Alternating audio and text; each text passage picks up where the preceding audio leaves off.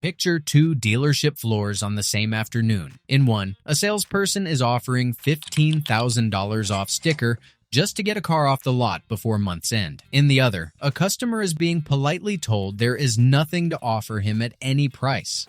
Not without a trade-in, not without a purchase history, not without proof he belongs on the list at all.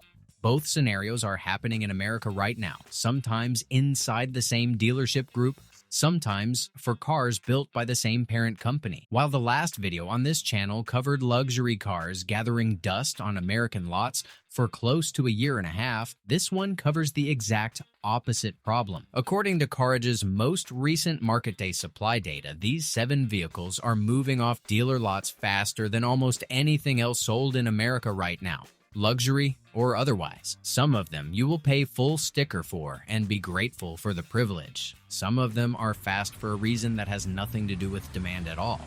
Every single one tells you something real about where the money and the psychology are actually going in 2026. Before the list, subscribe and turn on notifications because this channel runs this exact data every time CarEdge publishes new numbers, and there is a very good chance one of these 7 is sitting on your own wish list right now.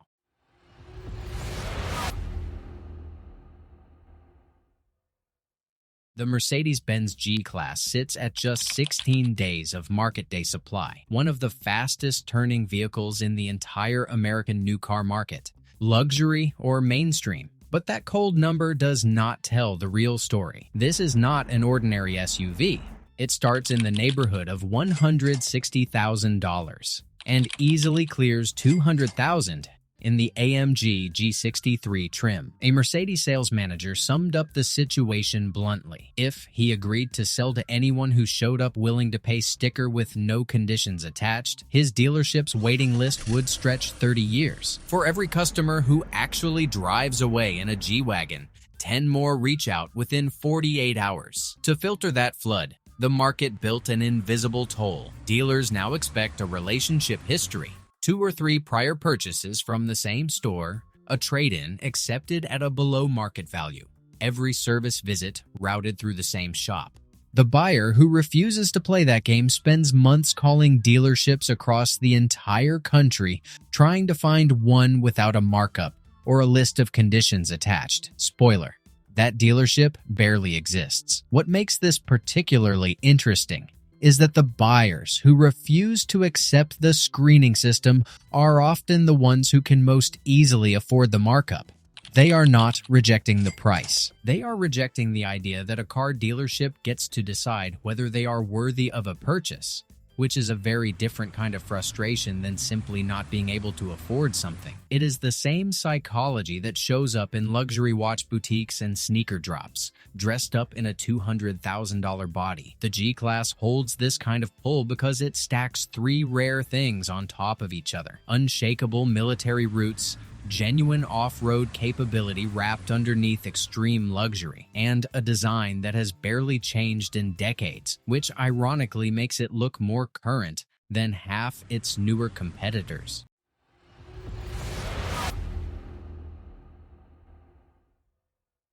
With a sales pace climbing an eye-catching 129% month-over-month, the nameplate spent years completely absent from American showrooms, and the pent-up demand simply exploded the moment it returned. On owner forums, the hunt to actually buy one has turned into something close to an extreme sport. There are documented accounts of buyers driving through 5 different dealerships across neighboring states just to find a single physical unit that was not already tagged sold. Many buyers now put down deposits at 3 stores simultaneously, running parallel wait lists just to have a shot at landing the specific color and trim combination they actually want. One buyer on a Land Cruiser forum described discovering that a dealership's posted wait list included essentially anyone who had ever expressed casual interest, whether or not they had put down a deposit, which meant the real list, the one made of people who had actually paid to hold a spot,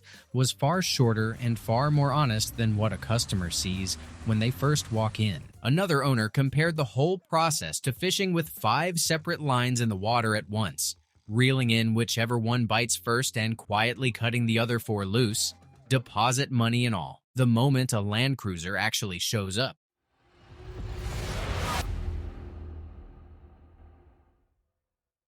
At 19 days of supply. Launched to fill an off-road luxury niche the brand simply did not have before, the Overtrail trim sold out production capacity within weeks of release. On any given day this year, there are only around 500 GX 550 units listed for sale across the entire United States. A genuinely absurd number for a vehicle this in demand. Here is the mechanical secret most buyers never realize. The shortage is not just Lexus's fault. The twin-turbo V6 sitting under the GX 550's hood is the exact same engine used in the Tundra, the Sequoia, and the Land Cruiser itself. Whenever Toyota's factory has to prioritize assembly of a higher margin model or hits a component bottleneck tied to that specific engine family, the entire body-on-frame lineup suffers in a chain reaction. The GX buyer is not just waiting on Lexus. He is hostage to Toyota's entire shared chassis supply chain, a dependency almost nobody cross-shopping this segment ever thinks to ask about, and one that no amount of loyalty to the Lexus badge specifically can actually fix.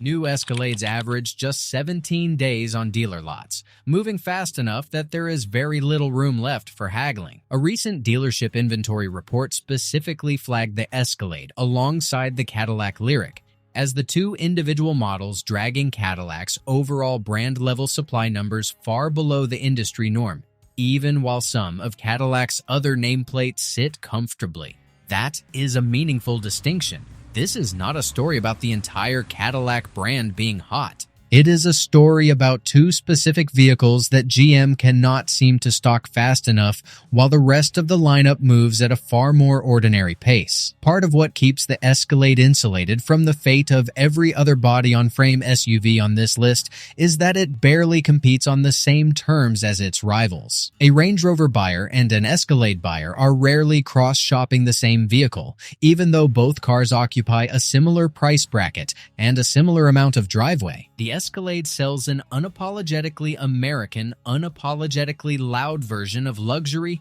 chrome size, presence, a 28-inch wheel option that European rivals have spent decades trying to talk buyers out of wanting. The all-V8 body-on-frame Escalade remains the vehicle a huge swath of American luxury buyers picture the second someone says the word Escalade, and no rival, foreign or domestic, has managed to replicate that specific cultural weight, no matter how many times a German or Japanese competitor has tried to out-engineer it on paper. Now, here is the case that dismantles the entire logic of this ranking.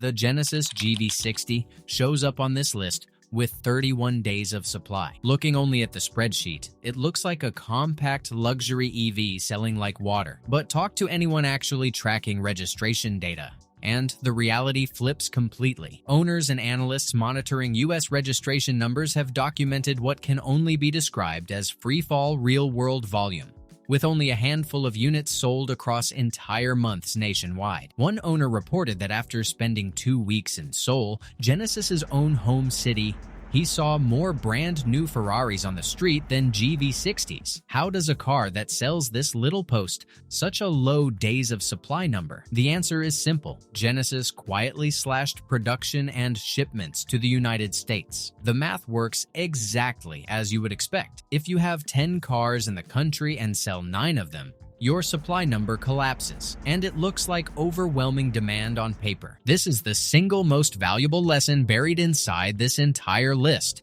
and it applies well beyond this one car. A fast inventory turn can mean genuine scarcity driven by high demand, or it can mean scarcity because the factory simply decided not to build very many. Both situations produce the exact same number on a spreadsheet. Only one of them should make you feel any urgency at the dealership.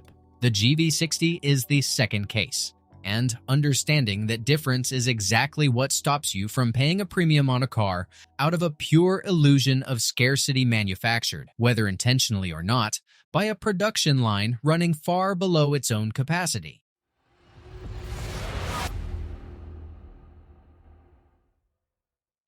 at 31 days of supply. And this one has a far more straightforward explanation than the GV60's illusion of scarcity. Infiniti fully redesigned the QX60 for the 2026 model year, giving it styling borrowed from the flagship QX80, a new sport trim, and a switch away from the old V6 to a turbocharged four-cylinder engine. Brand new redesigns almost always show artificially tight supply numbers in their first several months on sale, simply because the factory pipeline has not yet reached full volume, and dealers are still working through their initial smaller allocations. That does not mean the demand is fake. Early reviews of the redesigned QX60 have been notably positive on styling and technology, and three-row luxury SUVs in this price range remain one of the more competitive, closely watched segments in the entire market, sitting directly between mainstream three-rows like the Honda Pilot and genuine flagships like the Escalade covered earlier on this list. But context matters here just as much as it did with the GV60. This is a new model supply crunch working itself out in real time, not necessarily a years-long structural shortage the way the Land Cruiser or the GX represent. Give it 12 months, and this number almost certainly climbs back toward the industry average, once Infiniti's factory catches up with itself, at which point the QX60 quietly falls off lists exactly like this one, closing with Cadillac. And here, you see two completely opposite forces operating inside the same brand. The traditional Escalade, already covered above, holds 17 days of supply, dragging Cadillac's brand-wide inventory number down almost single-handedly.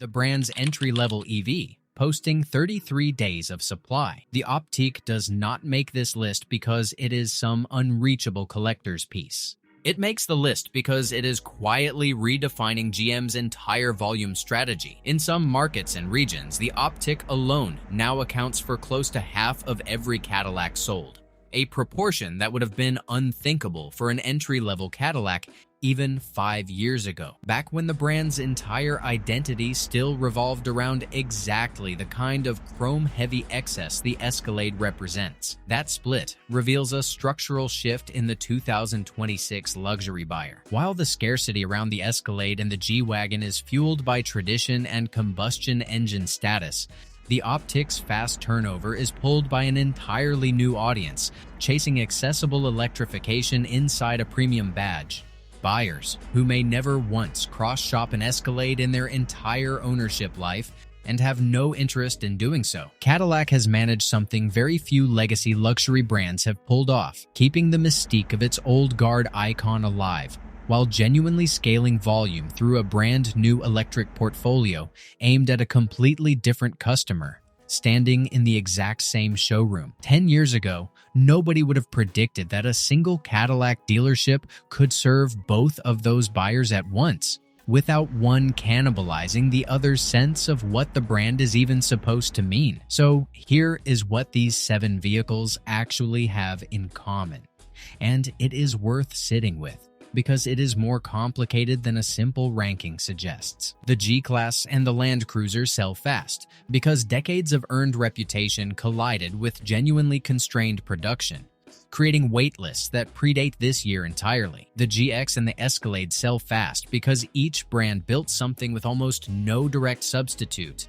a dedicated off-road Lexus, a body-on-frame V8 American icon, and buyers simply will not accept an alternative no matter how the spec sheets compare. The GV60 sells fast for a reason that looks identical on a spreadsheet, but means something completely different in practice. A manufacturer quietly building far fewer units than the demand would actually support. The QX60 sells fast because it is brand new, and the pipeline has not caught up yet.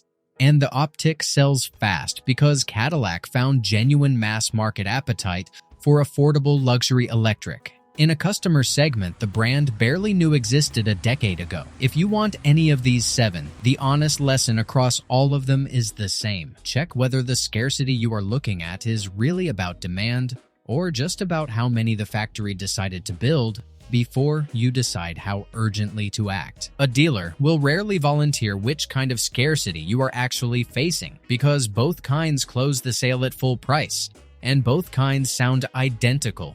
The moment a salesperson says the word waitlist, subscribe and turn on notifications because the next video runs this exact same data on pickup trucks.